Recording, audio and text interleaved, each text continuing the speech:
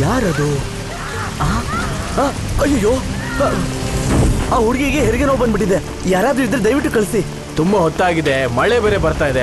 ನಾನ್ ಬೆಳಿಗ್ಗೆ ಬಂದು ನೋಡ್ತೀನಿ ಸ್ವಾಮಿ. ಮಳೆಯಲ್ಲೇನೇದು ಮುಖ್ಯನಾ ಇವಾಗ? ಆ ಹುಡುಗಿ ಇವಾಗ ಸರಿ ಹೋಗ್ಲಿ ಬಿಡಿ. ಯಾರೋ ಮಾಸ ನೀನಾ? ಹೌದು. ಅವಳು ನಮಗೂ ನೆಂಟ್ರ ಆಗ್ಬೇಕು. ಆದ್ರೆ ಅವಳನ್ನ ಊರಿಂದ ಓಡಿಸ್ಬಿಟ್ಟಿದ್ದಾರೆ. ನಮ್ ಕೈಲಂತೂ ಸಹಾಯ ಮಾಡಕ್ ಆಗಲ್ಲ. ದಯವಿಟ್ಟು ಇಲ್ಲಿಂದ ಹೋಗ್ಬಿಡಿ. ನಿಮ್ ಕಡೆ ಹುಡುಗಿ ಅಂತ ಹೇಳ್ತಾ ಇದ್ರೆ ಆದ್ರೂ ಬರ್ತಾ ಇಲ್ವಲ್ಲ ನೀವು? ನೀವ್ ಹೇಳೋದು ಸರಿನೇ, ಆದ್ರೆ ನಾವು ಅವಳಿಗೆ ಸಹಾಯ ಮಾಡಿದ್ರೆ ನಮ್ಮನ್ನು ಊರ್ ಬಿಟ್ಟು ಆಚೆ ಆಗ್ತಾರಲ್ಲ, ಅದಕ್ಕೇನ್ ಮಾಡೋದು? ನಾನ್ ಮಾತ್ರ ಈ ವಿಷಯಕ್ಕೆ ಬರಲ್ಲ ಸ್ವಾಮಿ. ನೋಡಪ್ಪ, ಮಂಟಪದ ಹತ್ರ ಒಂದು ಹುಡುಗಿ ಹೆರಿಗೆ ನೋವಿಂದ ತುಂಬಾ ಅಳ್ತಿದ್ದಾಳೆ. ಎಲ್ಲಾರನ್ನೂ ಕೇಳಿದೆ, ಯಾರು ಸಹಾಯ ಮಾಡಲ್ಲ ಅಂತ ಹೇಳ್ತಿದ್ದಾರೆ. ನಾನು ಎಷ್ಟು ಕೇಳ್ಕೊಂಡ್ರು ಯಾರು ಬರ್ತಿಲ್ಲ. ನೀನಾದ್ರೂ ಸ್ವಲ್ಪ ಬರ್ತೀಯ? ಅಮ್ಮ ಊರೊಳಗಡೆ ಬಂದು ನಮಗ್ ತೊಂದರೆ ಕೊಡ್ತಾಳೆ. ಊರ್ ಜನ ಎಲ್ಲ ನನ್ ಬೈತಾರೆ. ಸತ್ರು ಸಾಯ್ಲಿ ಬಿಡಿ, ಅವಳು ಮೊದ್ಲು ಹೋಗಿ ನಿಮ್ ಕೆಲಸ ನೋಡ್ಕೊಳ್ಳಿ.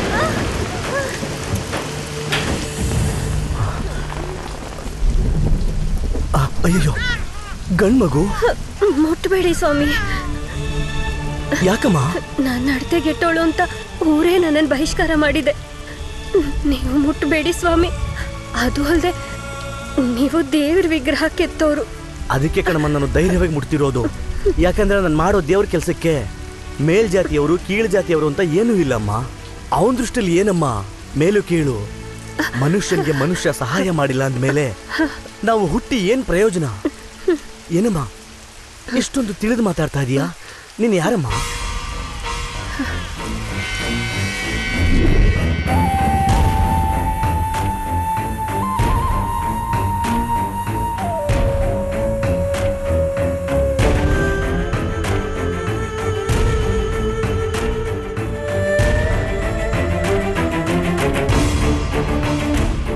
ಅವ್ರನ್ನ ಮನ್ಸಾರೆ ಪ್ರೀತಿಸಿದ್ ಬಿಟ್ರೆ ನಾನು ಬೇರೆ ಯಾವ ತಪ್ಪು ಮಾಡಿಲ್ಲ ಸ್ವಾಮಿ. ಅರ್ಥ ಆಯ್ತಮ್ಮ, ನಿನ್ನಲ್ಲಿ ಯಾವುದೂ ತಪ್ಪಿಲ್ಲ. ನಿನ್ನ ನಂಬ್ತೀನಿ. ನನಗೊಂದು ಸಹಾಯ ಮಾಡ್ತೀರಾ? ಹೇಳಮ್ಮ. ಈ ಮಗು ನನಗೆ ಹುಟ್ಟಿದ್ದು ಅಂತ ಗೊತ್ತಾದ್ರೆ ಊರ್ನವರು ನನ್ನನ್ನು ಬಹಿಷ್ಕಾರ ಮಾಡ್ದಂಗೆ ಈ ಮಗುನೂ ಬಹಿಷ್ಕಾರ ಮಾಡ್ತಾರೆ. ಅವರು ಮರ್ಯಾದೆಯಿಂದ ಬದುಕಿರೋ ಈ ಊರಲ್ಲಿ ಅವ್ರಿಗೆ ಹುಟ್ಟಿರೋ ಮಗು ಅವಮಾನದಿಂದ ಬೆಳಿಬಾರ್ದು. ನನ್ನ ಮಗುನ ಎಲ್ಲಾದ್ರೂ ಕರ್ಕೊಂಡು ಹೋಗಿ ಅಲ್ಲೇ ಬಿಟ್ಬಿಟ್ಟು ಬಂದ್ಬಿಡಿ. ಅವನಲ್ಲೇ ಅನಾಥನಾಗಿ ಬೆಳೆದ್ರೂ ಪರವಾಗಿಲ್ಲ. ಇವನು ಎಲ್ಲಿಯೂ ಅನಾಥನಾಗಿ ಬೆಳೆಯೋ ಅವಶ್ಯಕತೆ ಇಲ್ಲ. ನನ್ನ ಮೊಮ್ಮಗನಾಗಿ ಬೆಳೀತಾನೆ. ಈ ಊರಿಗೆ ಒಂದು ಕಲ್ಲನ್ನ ದೇವ್ರು ಮಾಡಿ ಕೊಡೋಕೆ ಅಂತ ಬಂದೆ. ಆದ್ರೆ ಈ ಊರಿನ ಜನರ ಕಲ್ಲು ಹೃದಯನ ದೇವ್ರು ಮೆಚ್ಕೊಳ್ಳಲ್ಲ ಅಮ್ಮ. ದಯನೇ ಇಲ್ದೇರೆ ಇವ್ರಿಗೆ ನಾನು ವಿಗ್ರಹನ ಮಾಡ್ಕೊಡೋದಿಲ್ಲ. ನನಗೆ ಗೊತ್ತಿರೋ ಈ ಶಿಲ್ಪಕಲೆನ ನಿನ್ ಮಗನಿಗೆ ನಾನು ಹೇಳ್ಕೊಡ್ತೀನಿ. ಅರ್ಧದಲ್ಲೇ ಬಿಟ್ಟೋಗ್ತಾರೆ ಈ ವಿಗ್ರಹನ ಅವನೇ ಬಂದು ಪೂರ್ತಿ ಮಾಡ್ತಾನಮ್ಮ. ಯಾವ ಊರು ನಿನ್ನ ಬೇಡ ಅಂತ ಬಹಿಷ್ಕಾರ ಮಾಡಿದ್ರೋ ಅದೇ ಊರ್ ಜನ ನಿನ್ ಮಗ ಕೆತ್ತೋ ವಿಗ್ರಹಕ್ಕೆ ದೇವ್ರು ಅಂತ ಪೂಜೆ ಮಾಡ್ತಾರಮ್ಮ. ಈ ಮಾತನ್ನ ನೆರವೇರಿಸೋದು ನನ್ನ ಕೈಲಿ ಮಾತ್ರ ಅಲ್ಲ, ವಿಧಿ ಕೈನಲ್ಲೂ ಇದೆ ಕಣಮ್ಮ. ಆ ದೇವರನ್ನ ನಂಬೋಣ.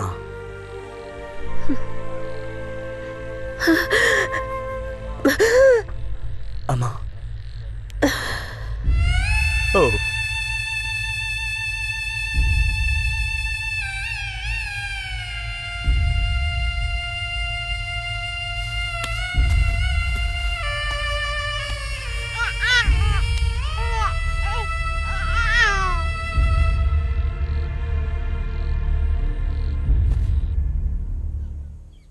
ಒಂದು ಕಲ್ಲನ್ನ ನೋಡಿದ ತಕ್ಷಣ ಅದು ಗಂಡು ಶಿಲೆನಾ ಹೆಣ್ಣು ಶಿಲೆನಾ ಮಣಿಶಿಲೆನಾ ಅಂತ ತಿಳ್ಕೊಂಡು ಅದನ್ನ ಕೆತ್ತಿ ಒಂದು ಕಲ್ಲಿಗೆ ಜೀವ ಕೊಡೋ ಕಲೆ ಗೊತ್ತಿರೋ ನನಗೆ ನಿಮ್ಮಮ್ಮನ ಜೀವನ ಕಾಪಾಡೋಕ್ಕಾಗ್ಲಿಲ್ಲ.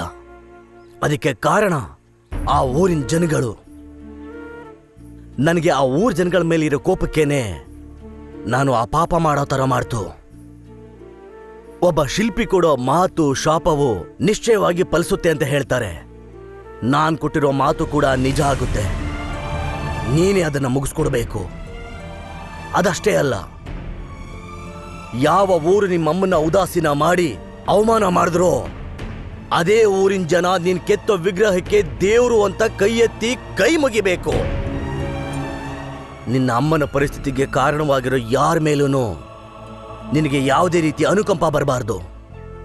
ನೀನ್ ಕೆತ್ತೋ ವಿಗ್ರಹ ನೋಡಿ ಅವರೆಲ್ಲರೂ ಆಶ್ಚರ್ಯ ಪಡಬೇಕು. ಧೈರ್ಯವಾಗಿ ಹೋಗು. ನೀನು ವಿಗ್ರಹ ಕೆತ್ತಿ ಮುಗಿಸೋ ದಿನ ನಾನು ಖಂಡಿತ ಬರ್ತೀನಿ.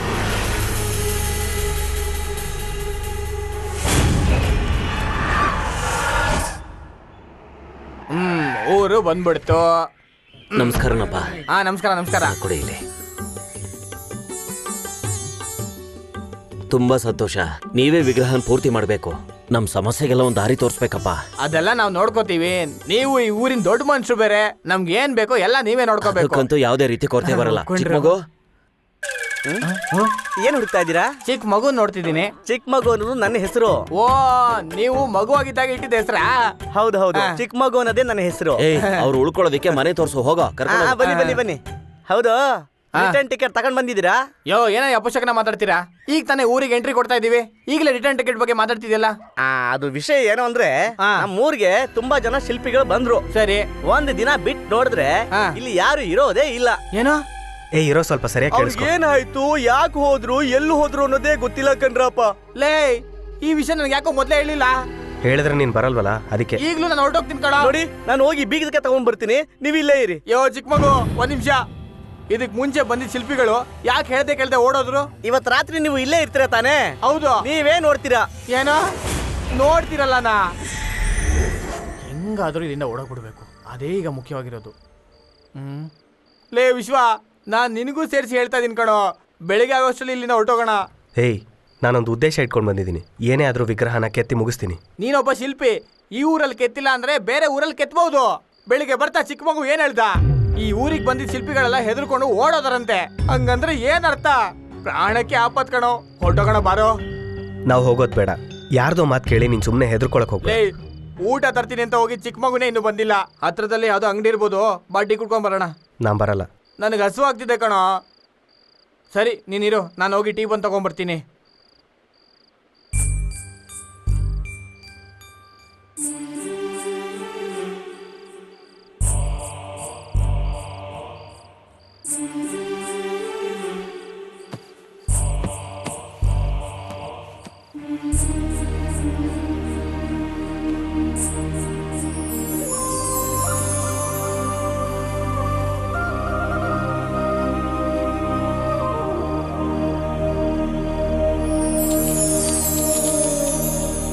ನಾವು ವಿಗ್ರಹ ಕೆತ್ತೋಕ್ಕೂ ಮುಂಚೆ ನಮ್ಮ ಸಮಾಧಿ ರೆಡಿ ಆಗೋ ಥರ ಇದೆ.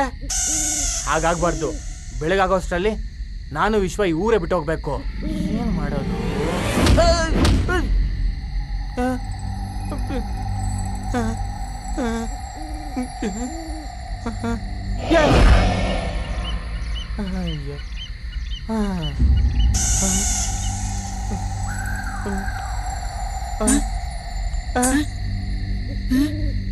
ಗೆಜ್ಜೆ ಶಬ್ದ.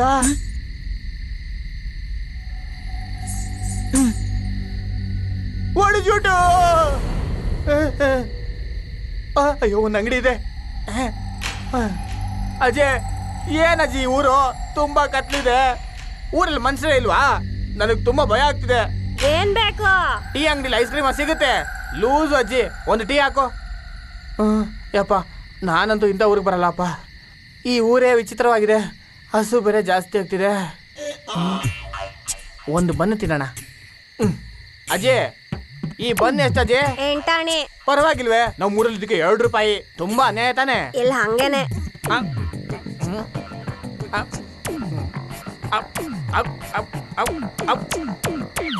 ಅಜಯ್, ಬನ್ ತಿನ್ನಂಗೆ ಆಗಿಲ್ವಲ್ಲ? ಇಲ್ಲ, ಹಂಗೇನೆ. ಸರಿ ಸರಿ, ಟೀ ಕೊಡು. ತಗೋ. ಎಷ್ಟೊತ್ತನ್ನ ಮಿಕ್ಸ್ ಮಾಡ್ತೀಯಾ?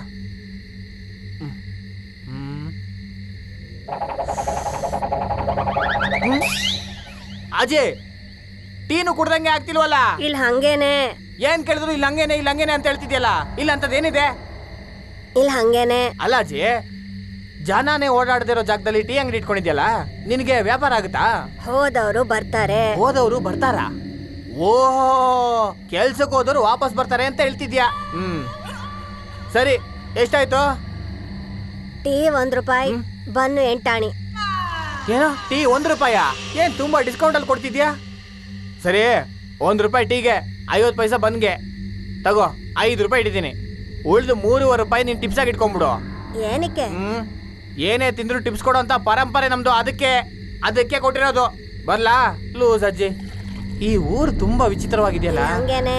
ಮೊದ್ಲು ವಿಶ್ವಂಗ್ ಹೇಳಿ ಹೇಗಾದ್ರೂ ಮಾಡಿ ಬೆಳಿಗ್ಗೆ ಒಳಗಡೆ ಈ ಊರ್ ಬಿಟ್ಟು ಹೊರಟೋಗ್ಬಿಡ್ಬೇಕು.